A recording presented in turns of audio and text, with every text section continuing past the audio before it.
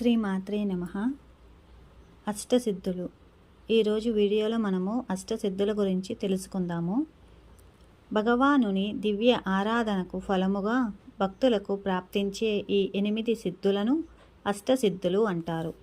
అవి అనిమ, సూక్ష్మావస్థలో కూడా భగవంతుడు ఉన్నాడు అని నమ్మి అతనిలో మనసును నిలుపుట వల్ల ఈ సిద్ధి వస్తుంది.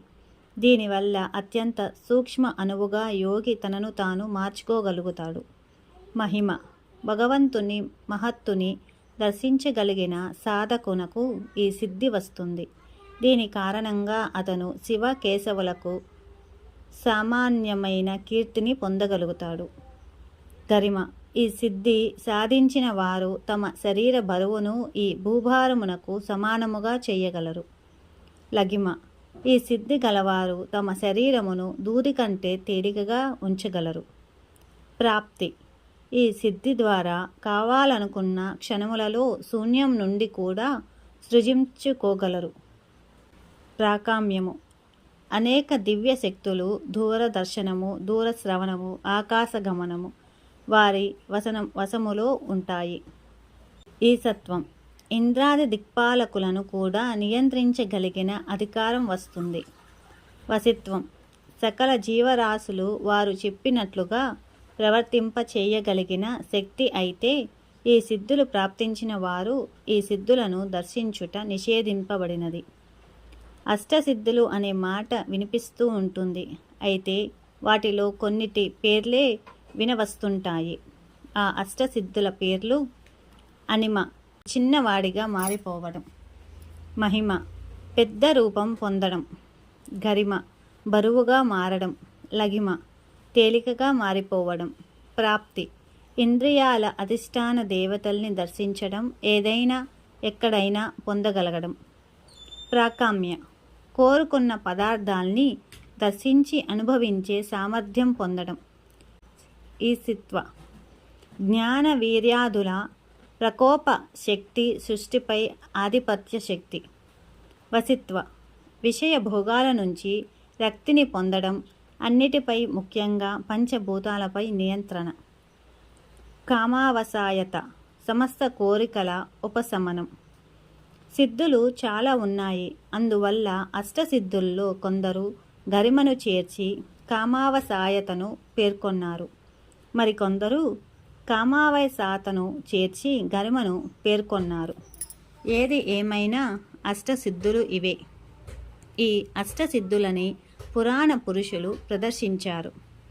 అనిమా సిద్ధిని హనుమంతుడు సీతాన్వేషణకు లంకలో ప్రవేశించినప్పుడు చిన్నవాడిగా మారి ప్రదర్శించాడు. మహిమా సిద్ధిని హనుమంతుడు సముద్రోల్లంఘన సమయములో ప్రదర్శించాడు.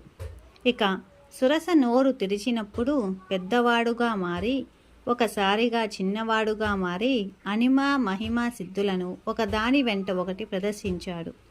ఇంకా ఎన్నో చోట్ల ఆయన కాయాన్ని పెంచడం కనిపిస్తుంది. ఇక వామనావతారంలో విష్ణువు 3 అడుగులతో భూమి ఆకాశాలను ఆవరించినప్పుడు కూడా ఇదే విధంగా పెరిగాడు. గరిమా సిద్ధిని కృష్ణుడు చిన్నతనములో తుడు అనే రాక్షసుడు సుడిగాలి రూపములో ఎత్తుకుపోవడానికి వచ్చినప్పుడు అతనితో బాటు పైకెగిరి వాడి భుజాల మీద కూర్చొని బరువుగా మారడంతో వాడు ఉక్కిరి బిక్కిరి అయ్యాడు. వాడిని శ్రీకృష్ణుడు చంపివేశారు. భీముడు సౌగంధిక పుష్పాలను తెచ్చేందుకు వెళ్ళినప్పుడు హనుమంతుడు తన తోకను అడ్డుగా పెట్టి దానిని భీముడు ఎత్తలేనంత బరువుగా మార్చాడు. లగిమ అంటే తేలికగా అయిపోవడం, ఆకాశగమనం వంటివి కూడా దీనితో అనుబంధంగా వచ్చే శక్తులని చెబుతారు. ఈ సిద్ధుల ప్రదర్శన మనకు రామాయణ భాగవతాదుల్లో ముఖ్యంగా కనిపిస్తుంది. ఒక సిద్ధి సరైన గురువు వద్ద పొందడానికి 40 సంవత్సరాలు పడుతుందని చెబుతారు. దీనికి సంబంధించిన ఒక కథ కూడా ప్రచారంలో ఉంది.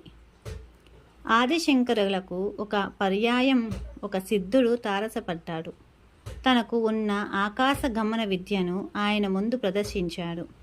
అది సాధించేందుకు ఎంతకాలం పట్టిందని ఆయన అడిగారు. 40 ఏళ్ళు పట్టిందని చెప్పాడు. ఆ విద్య పొందేందుకు నీ జీవితం 40 ఏళ్ళు ఖర్చు పెట్టావు. ఏ సత్పురుషుణ్ణి దూషించినా కాకివై పుట్టి పుట్టుకతోనే ఆకాశగమనం సాధించేవాడివి కదా అని ఆయన ఏ దేవా చేసినట్టు చెబుతారు. సిద్ధులు సాధించడం అనవసరమని, అందుకు జీవితంలో అంతకాలం వృధా చేయకుండా భగవన్నామస్మరణ వల్ల ఉత్తమ గతులు పొందితే బాగుండుననేది ఆయన ఉద్దేశం. యోగ శాస్త్రంలో 8 సంఖ్యను మాయకు సంకేతంగా చెబుతారు. 9 సంఖ్యను పరమాత్మకు ప్రతీకగా చెబుతారు. భగవద్గీతలో అష్టవిధ మాయల ప్రస్తావన కనిపిస్తుంది. పంచభూతాలు, మనసు, బుద్ధి, అహంకారం కలిస్తే 8 అవుతాయి. పంచభూతాలకు పంచేంద్రియాలు ప్రతీక కనుక మన శరీరమే ఒక మాయా మహలుగా గ్రహించాలి. అష్టమాయల వల్లనే అప్రాప్తిస్తాయి. అష్టమాయల్ని జయించాలంటే ఓం నమో నారాయణాయ అనే అష్టాక్షరీ మంత్రాన్ని ఆశ్రయించాలని పెద్దల మాట. అలా ఆశ్రయించిన ప్రహ్లాదుడు, ధ్రువుడు, గజేంద్రుడు, అంబరీషుడు, ద్రౌపది, అర్జునుడు ఇలా ఎందరో భక్తులు సదా గట్టెక్కారు. దత్తాత్రేయ మహాగురువులు అష్టసిద్ధుల్ని తమ బిడ్డలుగా చెప్పారు. తమ భక్తులకు వారి అనుగ్రహం ఉంటుందన్నారు. విభూతిర్భూతి హేతుత్వాద్భసితం తత్వభాస్వత్.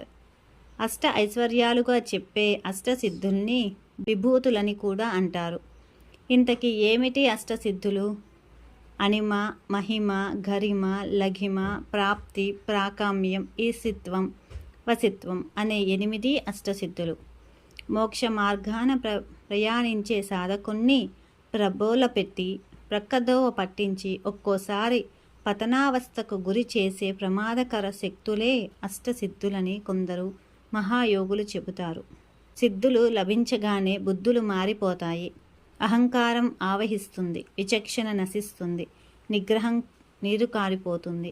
ఇలాంటి దుస్థితి కలగరాదని కోరుకునేవారు అష్టసిద్ధుల్ని తిరస్కరిస్తారు లేదా వాటిని కేవలం సిద్ధుల కోసమే యోగం అభ్యసిస్తారు.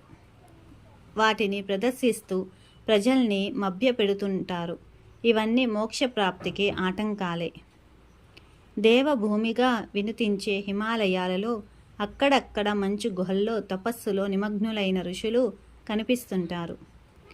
ఒక గుహలో జీవానందుడు, సత్యానందుడనే 2 ఋషులు బహుకాలం తపస్సు చేయగా అప్రయత్నంగా వారికి అష్టసిద్ధులు లభించాయి. జీవానందుడు తనకు లభించిన సిద్ధులతో ఉబ్బిబ్బై వాటిని ప్రదర్శించడానికి జనసీమల్లోకి వెళ్ళాడు. సత్యానందుడు తన సిద్ధుల్ని శివార్పణం చేసి తన తపస్సు కొనసాగించాడు.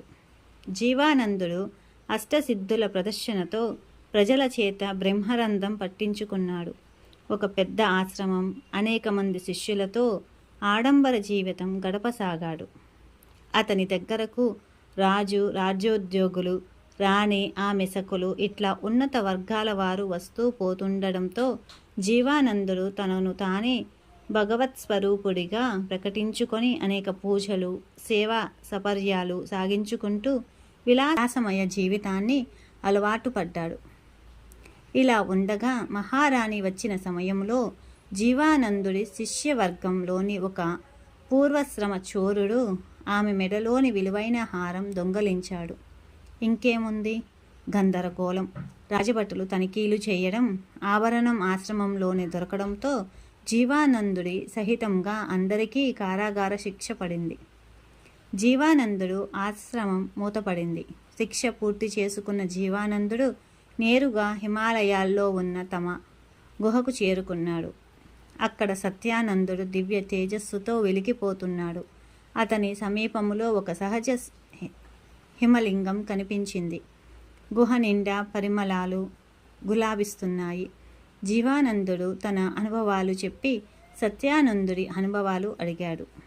నేను నాకు లభించిన అష్టసిద్ధుల్ని ఈశ్వరార్పణం చేశాను. నా తపస్సు కొనసాగించాను. ఇదిగో ఈ శివలింగం ఉన్న చోటనే పరమశివుడు ప్రత్యక్షమై సాయుధ్య భక్తిని ప్రసాదించాడు. నేనిప్పుడు కనులు తెరిచినా మూసినా సర్వత్రా శివరూపాన్నే చూస్తున్నాను అన్నాడు సత్యానందుడు. జీవానందుడు పశ్చాత్తాపపడి సత్యానందుణ్ణి తన గురువుగా స్వీకరించి తాను కూడా ఈశ్వర సాక్షాత్కారం కోసం తీవ్రంగా తపస్సు చేయసాగాడు. మరెన్నో అష్టసిద్ధుల ప్రలోభాలకు జీవానందుడు లోను కాలేదు. శ్రీమాత్రే నమః. సర్వం శ్రీ లలితార్పణమస్తు.